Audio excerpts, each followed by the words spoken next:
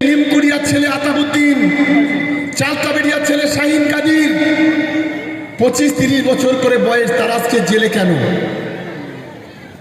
কিসের জন্য জেলে? কেন তাদের আজকে 2 বছর 2.5 বছর হয়ে গেল জামিন পেল না? আপনার জন্য তো তারা বন্দুক ধরে তারা মানুষকে খুন করেছিল, সেই খুনের দায়ে তারা আজকে জেলে। কেন এটা করলেন? এই প্রশ্ন আমি করতে চাই। শুধুমাত্র মুসলিমদের আবেগ নিয়ে ছিনিমিনি খেলা, হাদিস কোরআনকে অপব্যাখ্যা করা, ऐसा दिन कभी नहीं रहेगा, এটা মনে রেখে দেবেন। এটা মনে রাখা উচিত বলে আমি মনে করি। আপনি কোথায় জিতবেন? আপনি তো শিবপুকুরের কয়েকটা ছেলেকে টুপি টাপা দিচ্ছেন। আপনি বেওতা 1 বেওতা 2 বামুনঘাটাতে জিতবেন?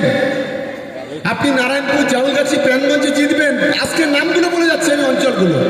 আপনি ভোগালী 1 ভোগালী 2 জিতবেন? আপনি কলিয়াঘাট 1 জিতবেন? আমি নামগুলো বলে যাচ্ছি।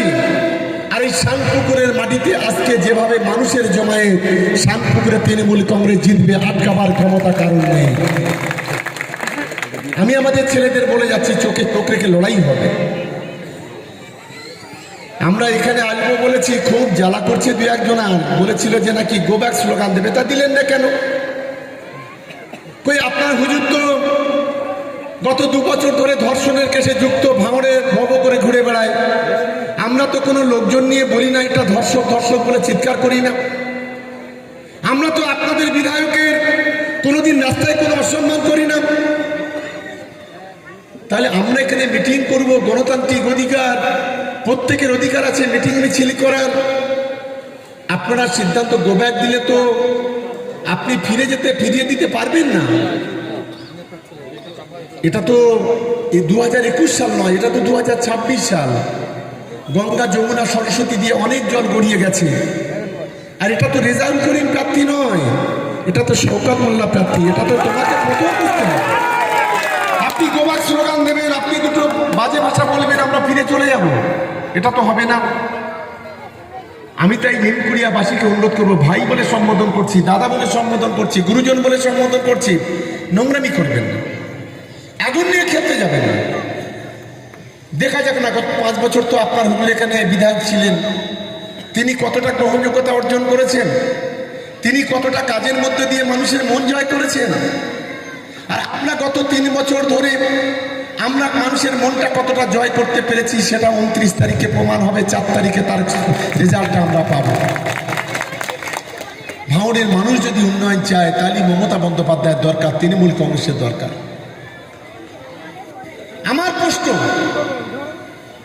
যে আজকে নিমকুড়িয়া বলি, আজকে সোনপুর বলি, আজকে মাঝেরাইট বলি, কেন একটা বোমা বন্দুকের সাপ্লাই? মাঝেরাইটে সেখানে বোমার মশলা এনে গুঁড়ো করা হয়, তারপর সেগুলোকে সাপ্লাই দেওয়া হয়। আমরা জানি গত কদিন আগে পুলিশ 70 কেজি মশলা উদ্ধার করেছে বাইক সহ এই চালতাবেড়িয়া থেকে। মাহবুব আলী মোল্লাকে আইএসএফের নেতা, আপনার শানপুকুরের ছেলে গোয়ালিয়ায় গত 4 দিন আগে পুলিশ একজনের কাছ থেকে আর্মস উদ্ধার করেছে, অ্যামুনিশন, গুলি উদ্ধার করেছে, বন্দুক উদ্ধার করেছে। আপনার গত 5-7 দিন আগে হাবিবুর মোল্লা ভোগালী 1-এ তার কাছ থেকে 3টে 1 শটার 2 রাউন্ড গুলি। কেন নোংরা খেলা খেলছেন? আমরা আমাদের ছেলেদের বলি, আইন নিয়ে কেউ নিজের হাতে তুলে নেবেন না। মারলে মার খান, আইনের প্রতি, প্রশাসনের প্রতি আস্থা রাখুন। আমরা শান্তির ভাঙড় তৈরি করতে চাই। যারা বড় বড় কথা বলে তাদের বুঝিয়ে দিতে চাই, আমরা মঞ্চে দাঁড়িয়ে কথা বলতে পারি। আমাদের কর্মীরা যদি কোনো গন্ডগোল করে তার দায়ভার কিন্তু পার্টির নয়, যেটা আইএসএফ বলতে পারবে না। এটা আমি চ্যালেঞ্জ করে বলে যাচ্ছি। আমি তাই সকলকে অনুরোধ করব, আমি যে ক্যান্ডিডেট হয়েছি 4 নম্বর বোতাম, প্রথম 2টো ইভিএম থাকবে।